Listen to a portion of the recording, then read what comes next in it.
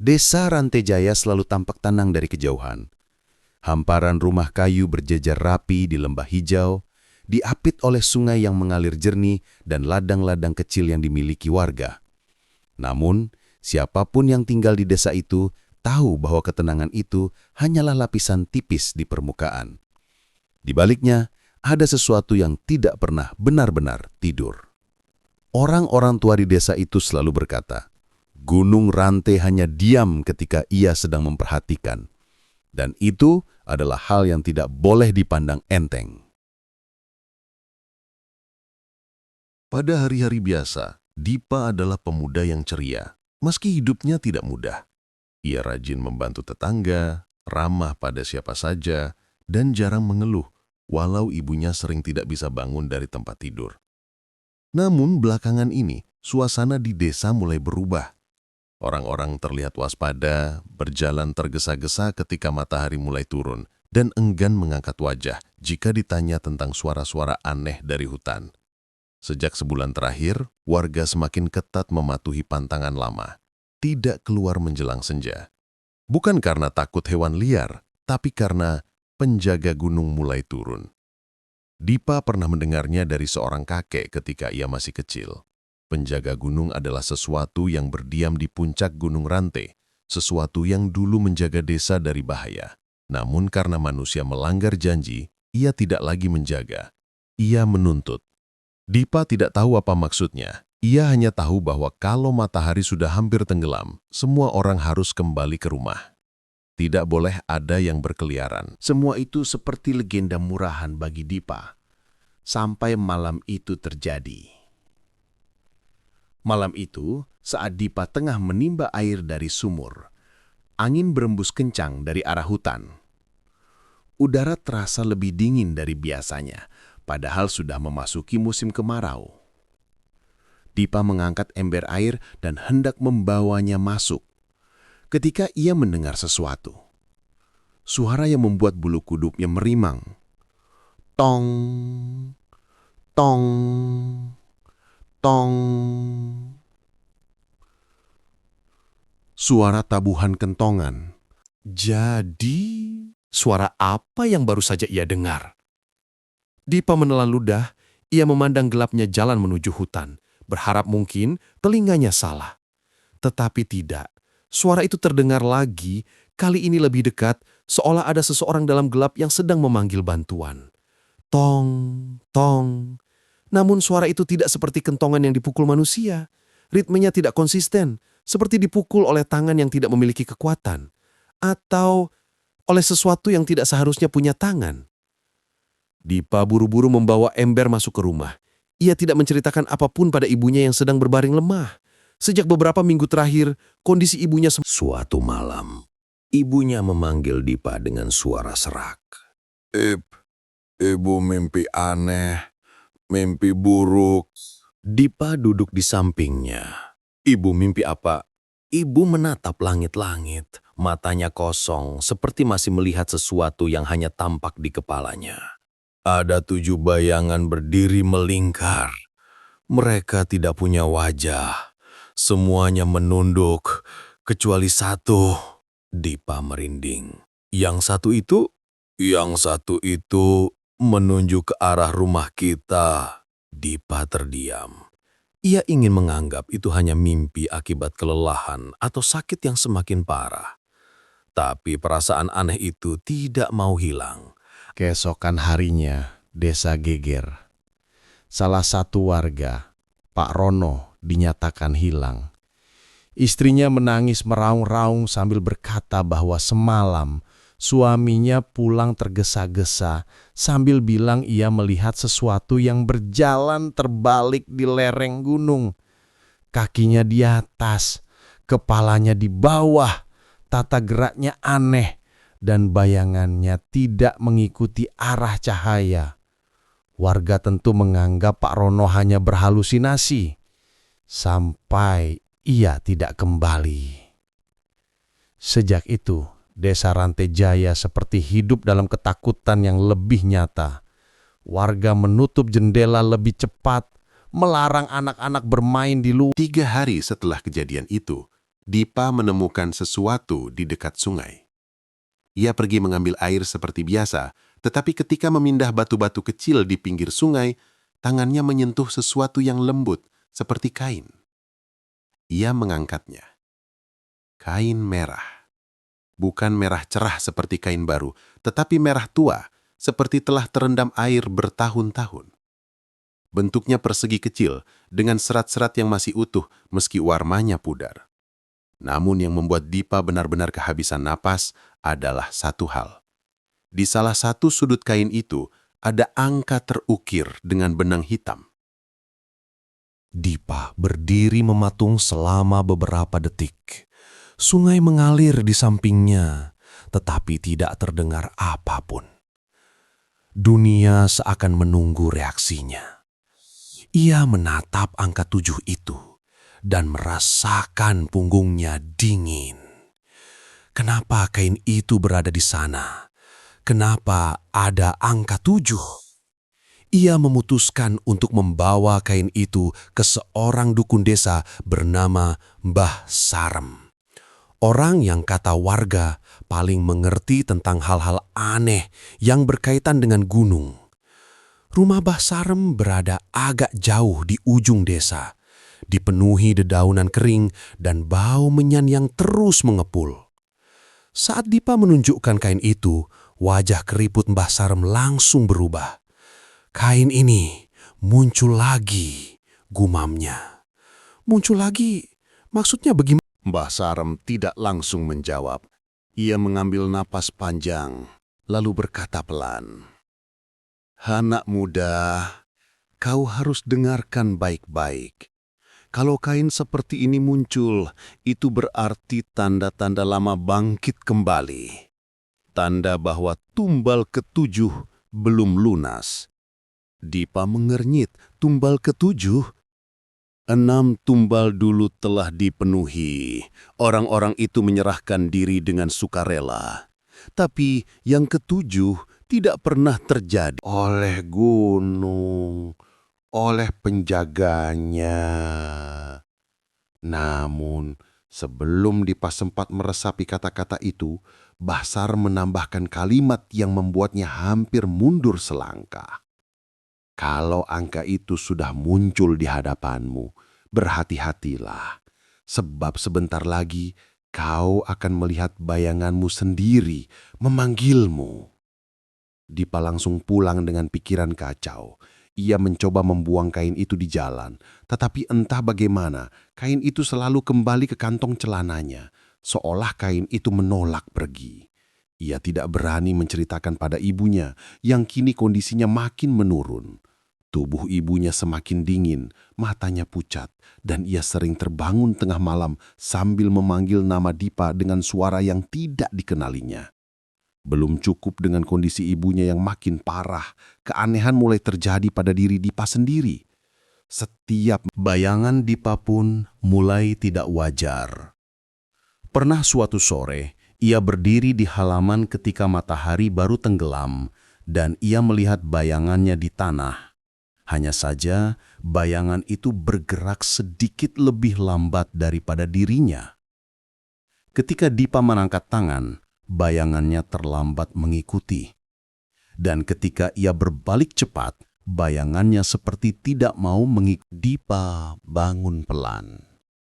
Suara itu seperti langkah kaki, tetapi tidak beraturan. Ia berjalan ke pintu, tangannya bergetar. Suara itu semakin dekat. Krek. Dipa mengintip lewat celah jendela, dan di sanalah ia melihatnya. Sosok tinggi, jauh lebih tinggi dari manusia biasa, berdiri diam di depan rumahnya. Tubuhnya kurus seperti ranting, kulitnya pucat keabu-abuan, dan yang membuat Dipa hampir berteriak adalah wajahnya. Tidak ada wajah. Hanya permukaan kulit rata tanpa mata, tanpa hidung, tanpa mulut. Seakan sesuatu telah menghapus seluruh identitasnya. Sosok itu mengangkat lengannya perlahan, kemudian menunjuk lurus ke arah Dipa. Gerakannya lambat, dan Dipa tahu satu hal. Ia tidak bisa lagi berpura-pura bahwa semua ini hanyalah kebetulan.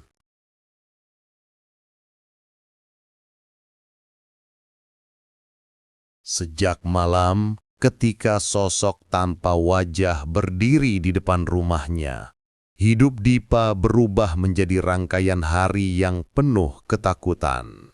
Ia hampir tidak bisa tidur, selalu merasa ada sesuatu yang mengawasinya dari sudut-sudut rumah.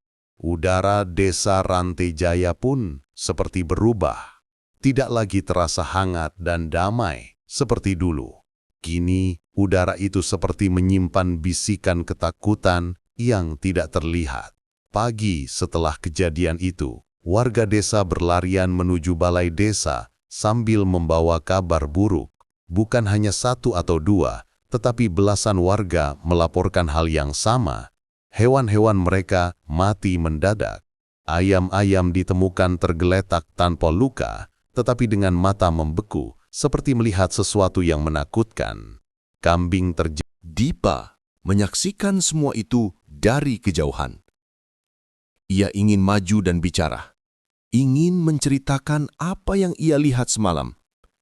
Tetapi setiap kali ia membuka mulut, tenggorokannya seperti tersumbat, seakan ada kekuatan yang tidak mau ia membicarakan sosok itu.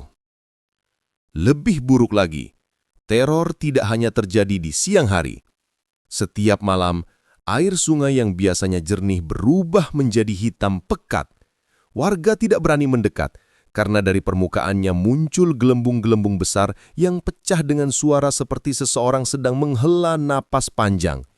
Udara di sekitar sungai dipenuhi bau anyir yang menusuk hidung. Dan Dipa tahu suara itu bukan suara manusia. Ia tahu tanpa alasan, hanya karena suara itu menyentuh bagian terdalam dirinya yang tidak mampu dijelaskan oleh logika. Setiap kali tangis itu terdengar, tubuhnya membeku. Suara itu seperti memanggil namanya, pelan namun pasti. Hari-hari berikutnya semakin kacau. Ibu Dipa semakin lemah. Tubuhnya menjadi sedingin batu, napasnya pendek dan putus-putus. Dipa sering memergoki ibunya memandangi dinding kosong sambil berkata lirih, "Jangan ambil anakku." Tanpa menunggu lebih lama, mereka berdua pergi ke gudang kecil di belakang rumah Dipa. Gudang itu hampir roboh, dipenuhi debu dan perangkat pertanian yang sudah rusak. Rani menyalakan lampu senter, membantu Dipa menggeser peti-peti tua. Setelah sekitar 1 jam mencari, tangan Rani menyentuh sebuah kotak kayu kecil yang terselip di antara tumpukan karung beras lama. Kotak itu terkunci. Lalu mereka membaca bagian yang membuat Dipa merasa seluruh tubuhnya membeku. 6 keluarga sudah menyerahkan orang terdekat mereka dengan sukarela. Tapi keluarga ke-7 menolak. Mereka melarikan diri. Rani menatap Dipa, dan keluarga ke-7 itu adalah keluargamu. Dipa mundur beberapa langkah. Tidak, itu tidak mungkin. Kakekku bukan orang yang akan melakukan itu. Tapi ini catatan tangannya sendiri, kata Rani pelan. Dipa menggeleng berkali-kali, tapi hatinya tahu itu benar. Sejak itu, semua potongan kejadian mulai masuk akal. Sosok tanpa wajah itu mencari keluarga terakhir. Peringatan Mbah Sarem tentang angka 7 mulai terasa seperti kenyataan pahit. Saat Dipa berjalan ke pasar, bayangan itu tampak di antara kerumunan orang. Tinggi, kurus, tidak bergerak.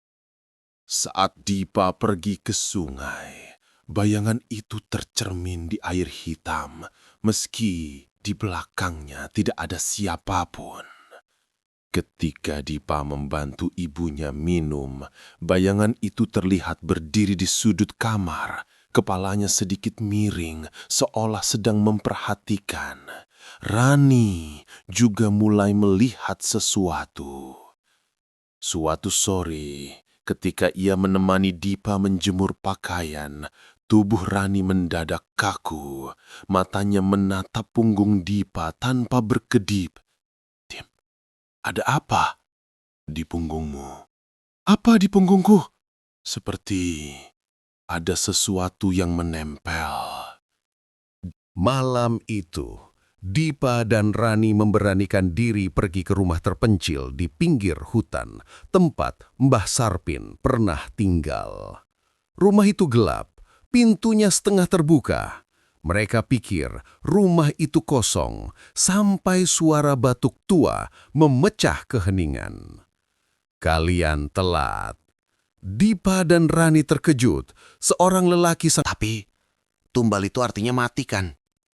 Mbah Sarpin menggeleng. Tidak, tumbal bukan mati. Tumbal berarti kau harus menjadi wadahnya. Roh penjaga membutuhkan tubuh manusia agar wujudnya lengkap. Itulah makna penyatuan. Dipa merasakan dunia seakan runtuh di sekelilingnya. Jika ia tidak bersedia, desa yang ia cintai akan hancur. Jika ia bersedia, hidupnya bukan lagi miliknya. Dipa mendekat dengan langkah ragu. Siapa?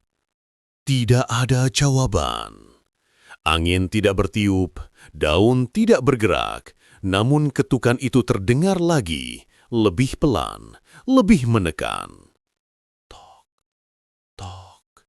Dipa memberanikan diri membuka sedikit tirai, dan di balik kaca, sosok tanpa wajah itu berdiri, sangat dekat. Jaraknya hanya beberapa sentimeter dari Dipa. Kepalanya miring, seolah sedang tersenyum meski tidak punya mulut. Dari tempat wajahnya seharusnya berada, terdengar suara berbisik. Dipa tidak tidur sama sekali malam itu. Suara bisikan dari balik jendela masih mengiang sampai ke tulang rusuknya.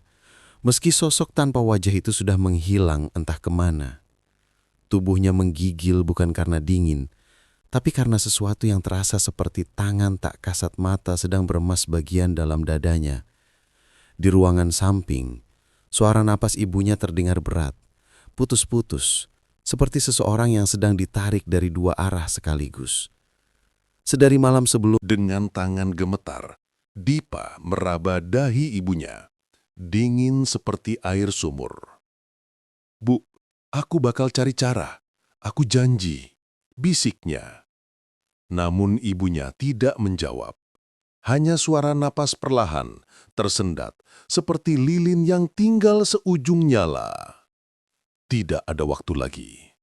Ketika ayam jago baru mulai bernyanyi dari jauh, Dipa memutuskan sesuatu yang bahkan dirinya sendiri tak yakin bisa ia lakukan.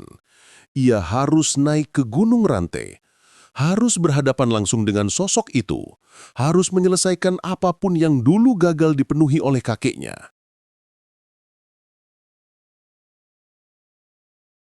keadaan sudah terlalu parah untuk dihindari. Suasana desa Rantejaya pagi itu jauh dari biasa. Embun terasa lebih pekat, seperti menggantung di udara lebih lama dari seharusnya. Jalanan licin oleh kabut, dan tidak ada satupun warga yang berani keluar rumah. Bahkan ayam-ayam pun seperti enggan bersuara. Dipa mengikat tas kecil berisi air dan beberapa helai kain, lalu memakai jaket pipis yang mulai sobek di beberapa bagian. Ia memasuki jalan setapak menuju gunung dengan napas panjang yang lebih mirip helaan putus asa. "Dipa!" Samar-samar suara memanggil dari belakang. Dipa menoleh dan melihat Rani berdiri di tepi jalan. Gadis Dipa ingin membantah, tapi kata-kata Rani terasa seperti pagar yang memagari hatinya. Ia tahu gadis itu keras kepala dan lebih dari itu, ia peduli. Dalam situasi seperti ini, rasa peduli itu seperti satu-satunya hal hangat yang tersisa. Akhirnya Dipa mengangguk pasrah. Baiklah, Tapi kalau aku bilang kita berhenti, kita berhenti." Rani menatapnya, mengerutkan kening. "Kamu bilang gitu kalau kamu takut. Tapi kalau memang sudah harus maju, ya maju saja. Ran, kita sudah terlalu jauh buat mundur, Dip."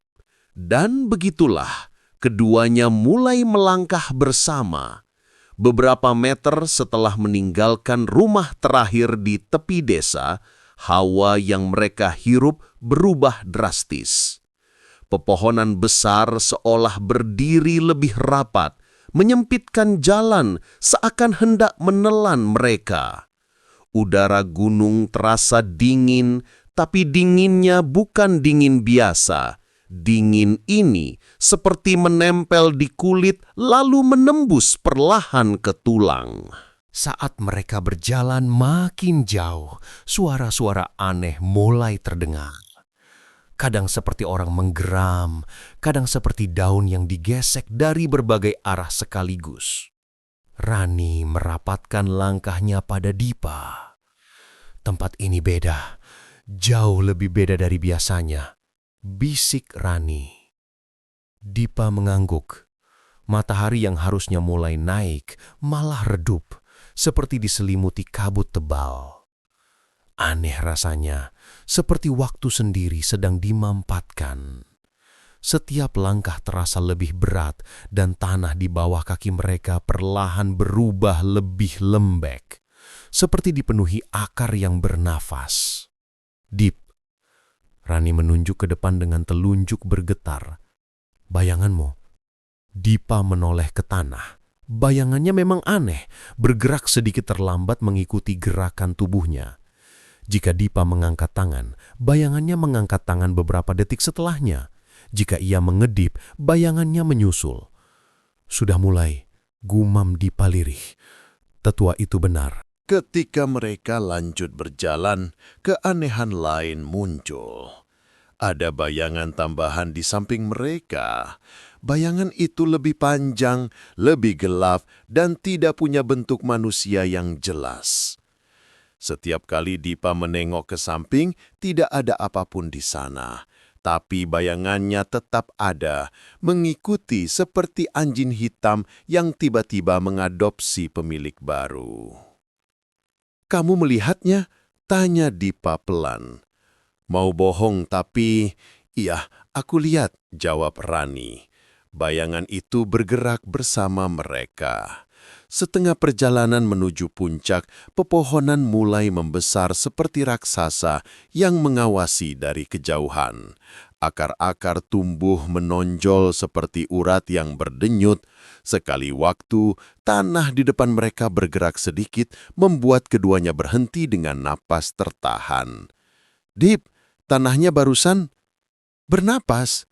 Rani menatap dengan mata membelalak. Dipa menelan ludah. "Aku juga lihat."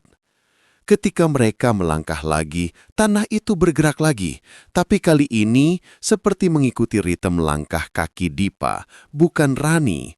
Seakan gunung itu sendiri mengenali siapa yang ia tunggu.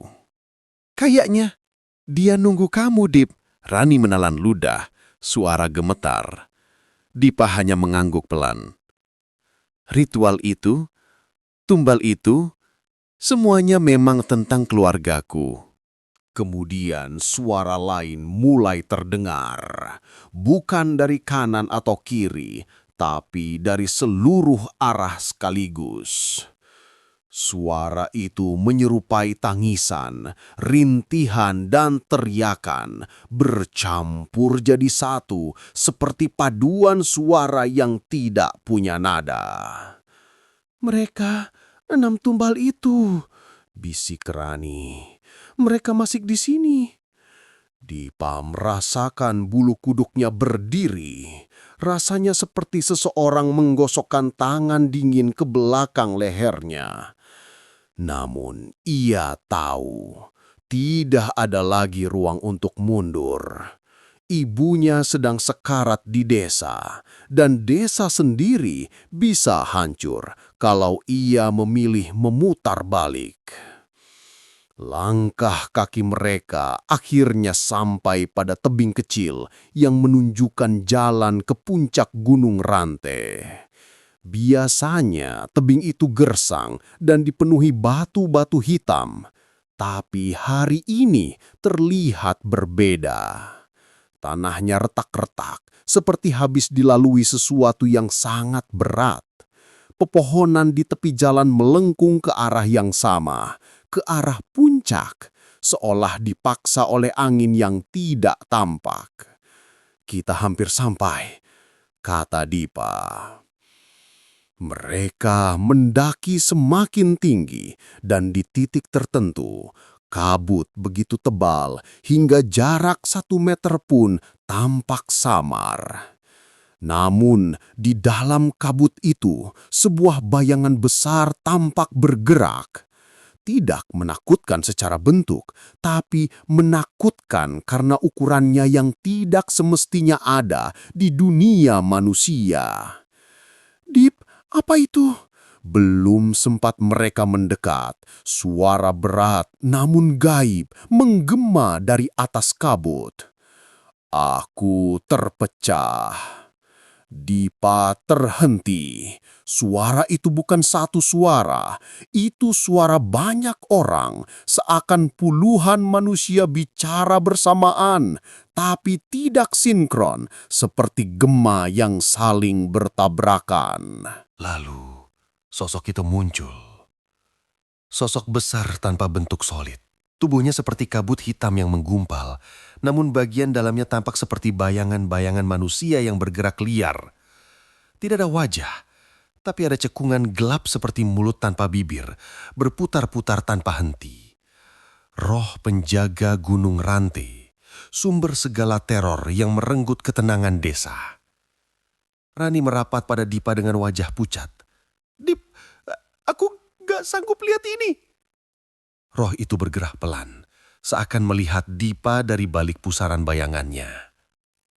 "Janji 6 telah diserahkan. Yang ke-7 belum. Kakekmu menolak. Aku terpecah karena janji diingkari." Suara itu menggema seperti petir yang mengguncang dada. Dipa berusaha menenangkan napasnya. Itu salah kakekku. Bukan salah ibu. Bukan salahku. Roh itu berhenti bergerak, seakan memperhatikan setiap kata Dipa. "Benar. Bukan salahmu, tapi darahmu adalah kelanjutannya. Yang memulihkanku hanya kau." Dipa merasa lututnya melemas. Apa yang harus aku lakukan? Roh itu bergetar. Lalu tanah di sekitar lingkaran batu terbuka sedikit, memperlihatkan simbol-simbol merah tua yang dipahat di bawahnya. Jadi tumbal menjadi wadahku 1 malam setiap tahun. Desa aman. Ibumu hidup. Rani memelototkan mata. "Dipa, jangan! Itu sama saja mengikat diri seumur hidup." Tapi roh itu melanjutkan. "Jika menolak, desa hancur. Gunung menelan semuanya." Rani memegang lengan Dipa kuat-kuat, seakan mencoba menahan keputusan apapun yang akan keluar dari mulutnya. "Dip, aku tahu kamu sayang ibumu, tapi kamu juga punya hidup. Kamu punya masa depan."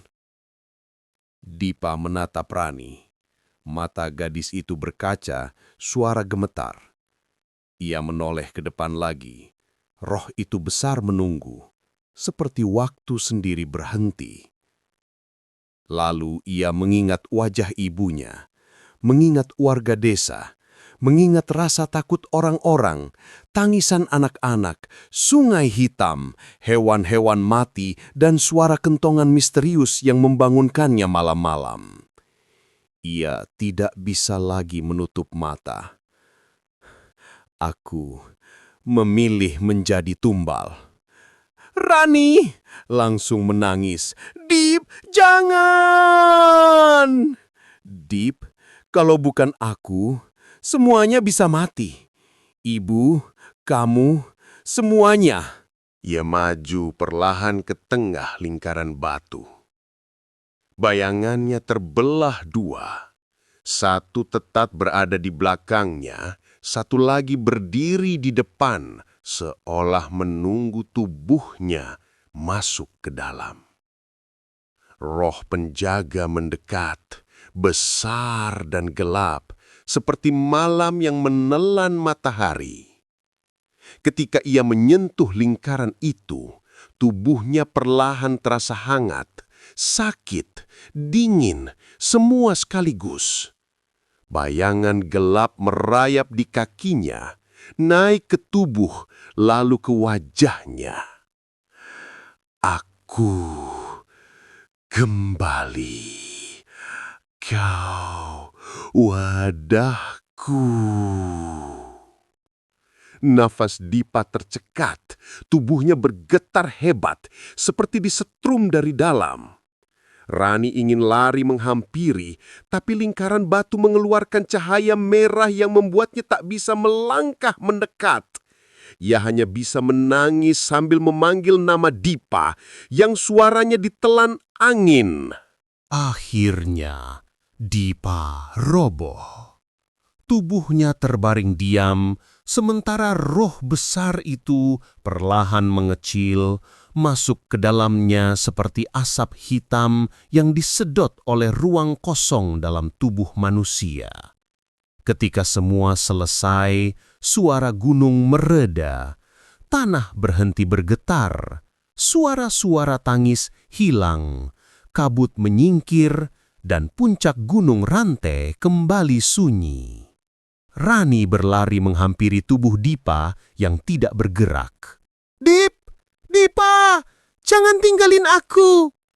Setelah beberapa saat yang terasa seperti seabad, Dipa membuka mata perlahan. Mata itu berbeda, lebih gelap, lebih dalam, seperti menyimpan hutan gelap di baliknya. Namun, ia tersenyum lemah. Ran, aku masih di sini, katanya. Rani memeluknya sambil menangis. Jangan pernah pergi lagi. Dipa mengusap punggungnya dengan tangan gemetaran. Aku gak akan pergi. Hanya setiap tahun, satu malam, aku harus naik ke sini. Rani mengusap air matanya. Aku bakal tunggu kamu pulang tiap tahun. Beberapa hari setelah itu, desa kembali normal. Sungai menjadi jernih kembali, hewan-hewan kembali hidup sehat, anak-anak bermain di halaman tanpa rasa takut. Ibu Dipa perlahan pulih, seakan tidak pernah sakit parah sebelumnya. Namun masyarakat tahu bahwa kedamaian itu datang dengan harga. Setiap tahun, pada tanggal yang sama, Dipa berjalan sendirian ke puncak Gunung Rante ketika matahari mulai tenggelam. Ia tidak pernah berkata apa yang terjadi di puncak, tidak pernah bercerita pada Rani, meski gadis itu selalu menanti di bawah gunung sampai pagi. Dan setiap kali Dipa kembali, matanya tampak sedikit lebih tua, sedikit lebih berat, sedikit lebih gelap. Namun ia selalu kembali, dan desa Rantijaya hidup dalam damai, karena tumbal ketujuh akhirnya terpenuhi.